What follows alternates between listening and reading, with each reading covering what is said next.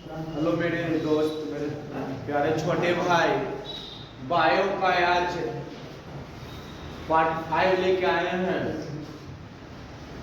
परीक्षा में पूछे या ना पूछे, लेकिन नॉलेज जरूर लेना है।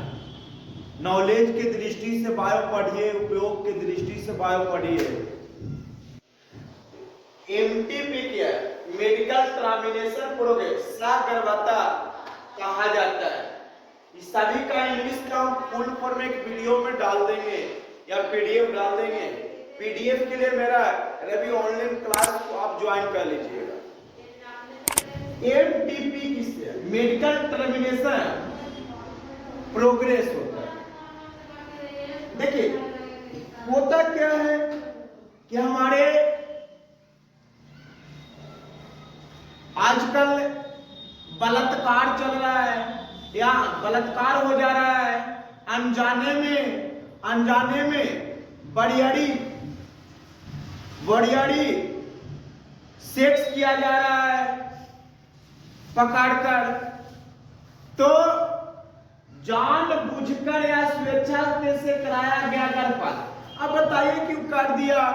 तो वह प्रेग्नेंट हो गई, वह कुमारी है या कुमारी ना भी शादीशुदा है, तो उसके लिए उसको गर्भपात करवाना होगा, मतलब उसको खराब करवाना होगा। अब खराब करवाने के लिए उसको मेडिकल टर्मिनेशन की आवश्यकता पड़ेगा। तो वही कहता है जानबूझकर या स्वेच्छा से कराया गया गर्भपात को एमटीपी कहते हैं। एमटीपी का उपयोग अनचाही गर्भ मतलब अफेयर में, अनअफेयर में है, किसी से रिलेशनशिप में है, रहने के लिए रह गया, गर्भपात हो गया, तो वही अनचाही गर्भ मतलब वही होता है। बलात्कार जैसे घटना के बाद गर्भवती हुई माँ, गर्भवती महिला ये नहीं कह सकती थी, माँ ही हो सकती है। हमारे समाज में किसी प्रकार के माँ लड़कियों ने भी हो सकती है। तो अनुवांशिक दोष इत्यादि के लिए किया जाता है, मतलब गर्भपात को रद्द करवाया जाता है, गर्भपात को रद्द किया जाता है। यह गर्भपात को रद्द करवाने के लिए 12 सप्ताह या 3 महीना के अंदर गर्भपात समाप्त कर लेना चाहिए। अगर आप 12 सप्ताह के बाद गर्भपात करवाते हैं तो जानलेवा हो सकता है, क्योंकि आपके गर्भाशय में उस बच्चा का विकास हो चुका है, पैर हाथ निर्माण हो चुका है, बाल और माथा भले में विकसित किया है लेकिन हो चुका है। इसलिए 12 सप्ताह के अंदर, और अगर पता लगे तो 1 महीना के बाद ही कैसे पता चलेगा, तो हम आपको पढ़ाएंगे जनन वाले टॉपिक में, तो बताएंगे कि कैसे रद्द करना है। तो देश में एमटीपी का मतलब मेडिकल टर्मिनेशन प्रोग्रेस का दुरुपयोग मादा भ्रूण हत्या के रूप में किया जाने लगा है।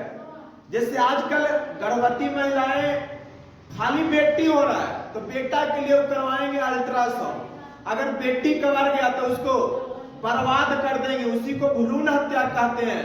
तो इसका ज्यादा प्रयोग आज भ्रूण हत्या में किया जा रहा है, जबकि भारत सरकार एमटीपी अधिनियम 1973 के अंतर्गत इसे स्वीकृत भी कर दिया गया है, इसे रोका जाए।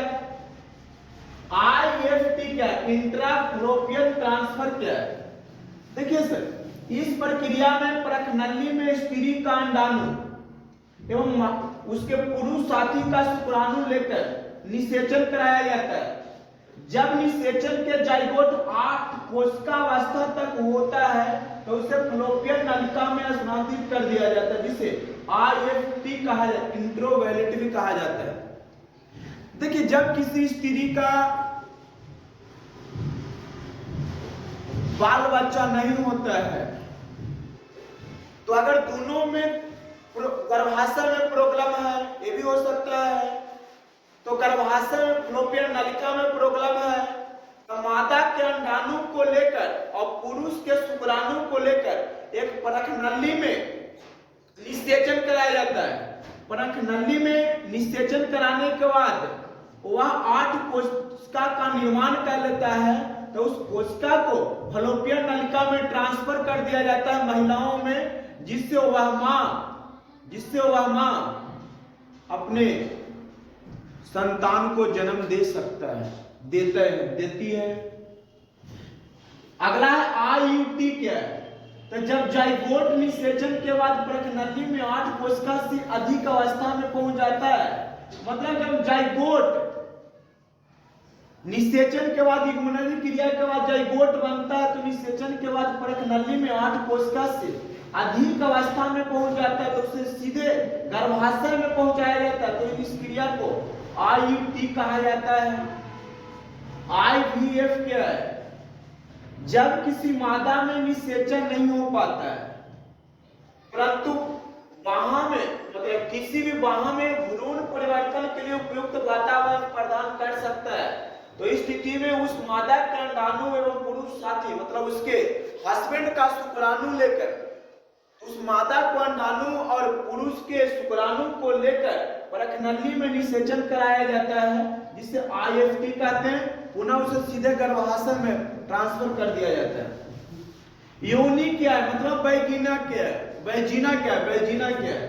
तो देखिए, पुरुष का महिलाओं का एक मैथुन अंग है, मैथुन अंग है, जिसकी लंबाई 7 से 10 सेंटीमीटर होती है।